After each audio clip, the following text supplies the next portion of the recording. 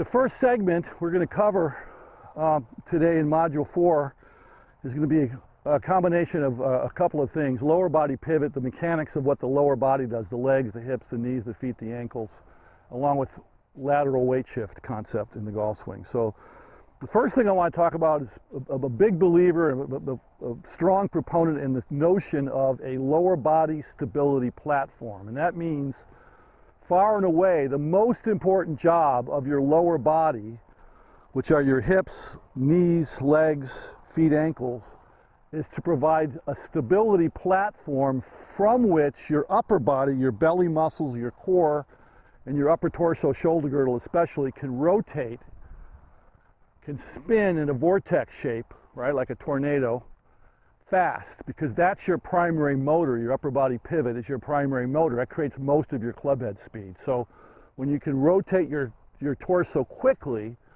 but also in balance, because your lower body is stable, because you have the proper amount of tension in your legs, and your feet, your footwork, your knee work, your hip action is correct, and you don't have a lot of lateral, or hopefully any lateral sway to the right on the backswing, and the proper amount, which is important, of lateral motion to the left in the forward swing. You can have too much or too little of that.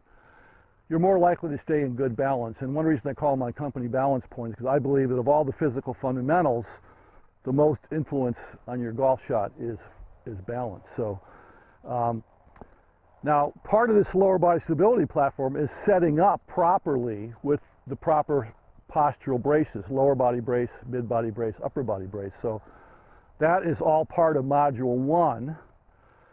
So if you haven't purchased Module 1, I'd strongly suggest you do that, because we have a whole bunch of information in there on how to set up properly the ball, including a lot of detailed information on the 3 postural braces, which will get you started out with a stable lower body platform. But today we're going to work on how do we dynamically keep that lower body stability platform we started with at setup through the entire backswing, and then through transition, and then from transition to the finish. How do we stay in balance with a good, stable lower body in the golf swing? That's what today's all about. So, and there's a lot of myths and misconceptions about weight transfer in the golf swing. Huge amount, in my view.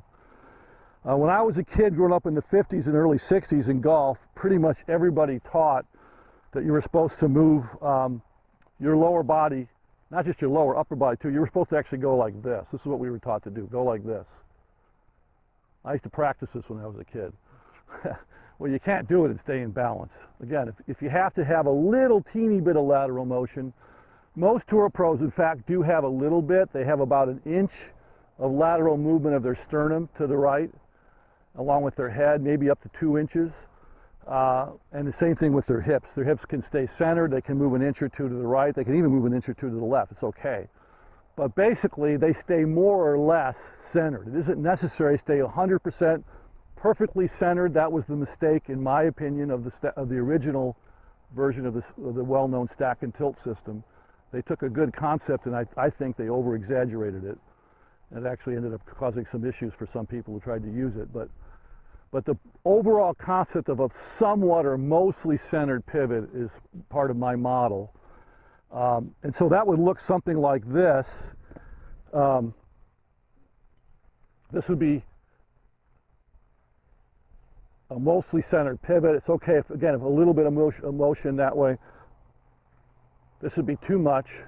So this is called a sway. This is an upper body sway. This is a lower body sway. This is both of them happening together. We want to avoid all 3 versions of the sway.